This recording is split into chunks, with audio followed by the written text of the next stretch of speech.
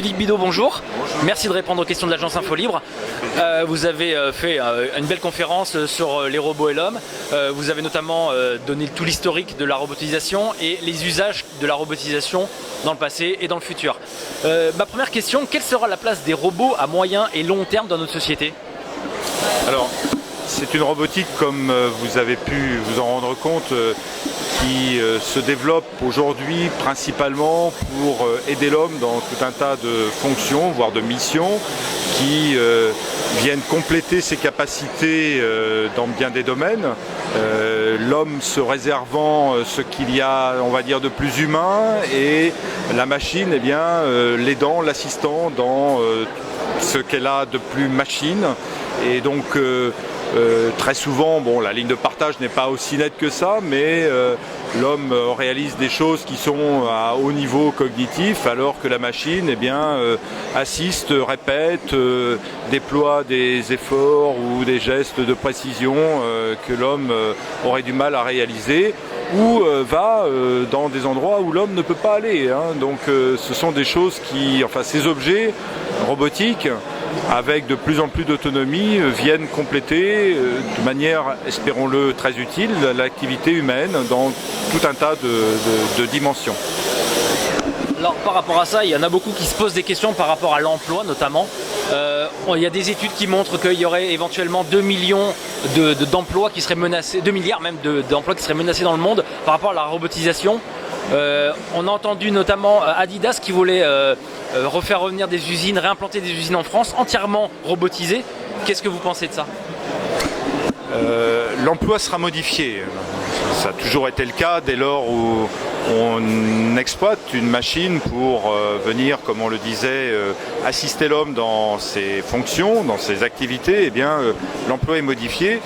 Il est certain qu'il y aura certainement des emplois productifs qui seront supprimés du fait de l'existence de machines qui pourront se substituer à l'homme. Par contre, il est plus que vraisemblable que pour d'autres types de production, eh bien, on puisse les réaliser de manière efficiente en France ou en Europe d'une façon un petit peu plus générale, grâce à l'apport de ces machines comme complément à l'homme dans sa tâche de production, qui peuvent être des tâches beaucoup plus sophistiquées qu'il n'y paraît, dès lors où il s'agit de réaliser des gestes professionnels sophistiqués que la machine viendrait compléter par de l'apport en puissance, ainsi de suite. Donc il y a des machines qui prendront la place de l'homme, ça a toujours été comme ça. On a des gains de productivité grâce à la machine, mais on a aussi une extension du domaine du travail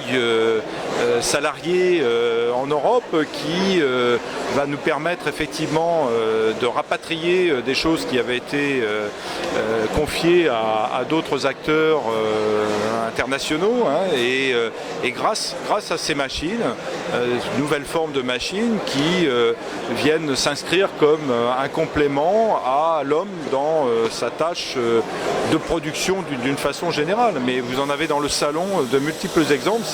C'est l'endroit où on voit justement l'émergence de ces nouvelles formes de machines compagnons de l'homme dans ses activités professionnelles mais aussi personnelles. À votre avis, est-ce que la robotique dans le futur, est-ce que ça sera un bilan plutôt positif ou négatif par rapport à l'emploi? Écoutez, je veux dire, nous verrons, mais en tout cas, je pense qu'on a un challenge à relever qui est celui de remettre dans nos pays de la production qui fait qu'aujourd'hui on a vraiment du mal à maintenir un niveau d'emploi suffisant, et avec je pense une juste appropriation de ces machines aux besoins, il y a des gains qui sont perceptibles, et mon sentiment, mais ce n'est qu'une évaluation personnelle, c'est que le solde sera très très positif.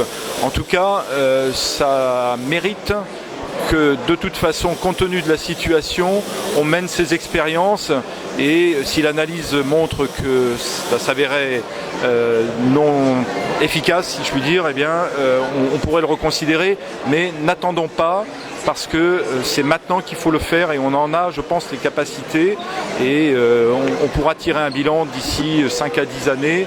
De toute façon, la situation est telle qu'il faut se bouger. Alors je vais faire référence à une vidéo d'Alex Turc que tous ceux qui suivent l'agence Infolivre connaissent. C'est une vidéo qui date de septembre 2010 et Alex Turc qui déclarait dans cette vidéo, je cite, dans moins de 10 ans il sera possible d'installer des systèmes qui verront et qui entendront et qui communiqueront à distance et qui seront d'une taille telle qu'on ne les verra pas à l'œil nu et qui pourrait être, et on ne pourra plus être certain d'être vu ou entendu. Qu'est-ce que vous répondez à ce que disait Alex Turc à l'époque, Alex Turc qui était président de la CNIL? Alors on se pose la question de la miniaturisation à l'extrême, si je puis dire, des smartphones. Finalement, vous avez... C'est plus une question des robots, des robots, des drones, etc.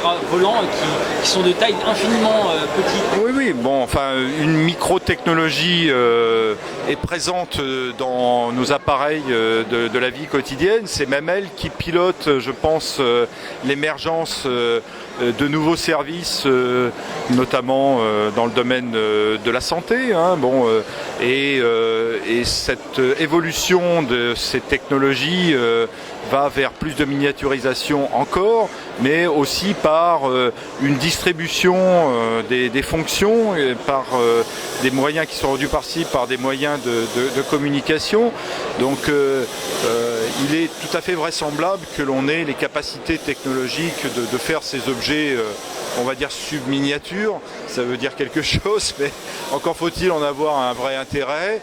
Et on verra quel usage Oui, on peut faire des choses, je pense, qui sont suffisamment discrètes, furtives pour être en mesure de réaliser des fonctions de perception un petit peu discrètes, oui, c'est sûr. Ça se fait déjà pas mal. Alors, avant-dernière question, en ce qui concerne la robotique, avec la puissance des calculs, on dit que la puissance de calcul des robots ou alors de l'informatique en général va bientôt égaler la puissance du cerveau humain. Est-ce que vous pensez qu'à un moment donné, les robots pourraient prendre des décisions seuls et se retourner contre l'humain? Voilà, donc la question c'est de savoir si d'une part la puissance de calcul des machines va continuer à progresser et bénéficier à la robotique. Je pense que ça c'est un élément clé parce que la robotique va vers certainement plus d'autonomie et cette autonomie va nécessiter des calculs beaucoup plus importants en embarqué. Et donc l'utilisation de ce que l'on appelle le HPC, le calcul haute performance, va être la clé de l'évolution de la robotique. Ensuite, dire que des robots pourront prendre décision contre l'homme, ces machines seront de toute façon habitées par des programmes qui seront définis dans au moins leurs objectifs, pas forcément toutes les lignes de code, par l'homme. Et donc il n'y aura pas une machine qui bénéficiera d'un programme sans que quelque part l'homme l'ait un tout petit peu défini.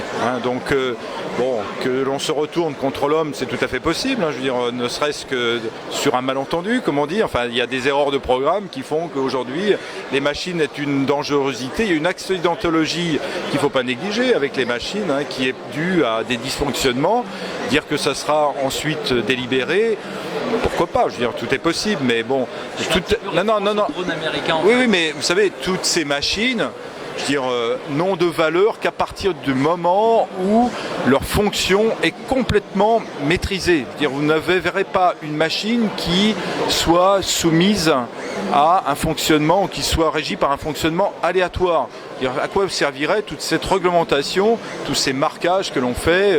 Vous voulez mettre une machine dans un usage dans le cadre de la santé, je veux dire les procédures de qualification, vous voulez mettre un drone en l'air, je veux dire, vous imaginez tout ce qu'il faut montrer à la DGAC, ce sont des procédures qui sont complètement, qui sont extrêmement rigides, très codifiées, et on doit pouvoir être en mesure de certifier, de montrer tout ce qui est nécessaire à la certification de ces objets. Donc C'est une question de réglementation, c'est tout.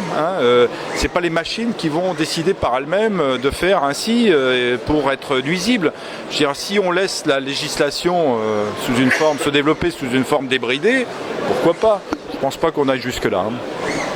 Dernière question, alors on parle de plus en plus de systèmes intégrés à l'homme, des morceaux de robots, j'allais dire, intégrés à l'homme. Où est-ce qu'on en est par rapport à cela? Et est-ce que ça existera de plus en plus dans le futur? L'homme bionique, remplacer des organes, des membres, des fonctions. Vous en avez déjà des illustrations. Je veux dire, les rétines artificielles, faire recouvrir la vision à des personnes qui ont perdu la vision, c'est un progrès phénoménal. Je veux dire, je pense que ceux qui en bénéficient l'apprécient comme tel. Les fonctions motrices également, je veux dire, d'assistance parfois. Donc ce sont des choses qui sont... alors on les dit robots, c'est de la mécatronique extrêmement sophistiquée, intégrée, qui bénéficie d'évolutions à la fois des technologies mécaniques, mais aussi de l'électronique et du traitement embarqué. Bien sûr que vous en avez ici des exemples, je veux dire, faire que l'on assiste un geste humain dans des tâches de manipulation, c'est une forme d'homme augmenté que vous avez. De la manipulation mobile, on y est presque. Donc intégrer la machine à l'homme, que ce soit pour de la compensation de déficience ou pour de l'augmentation de ses capacités, je pense que ça c'est une forme de machine effectivement qui se développera dans les années qui viennent. Ça me paraît vraisemblable. En tout cas, ça prend du sens.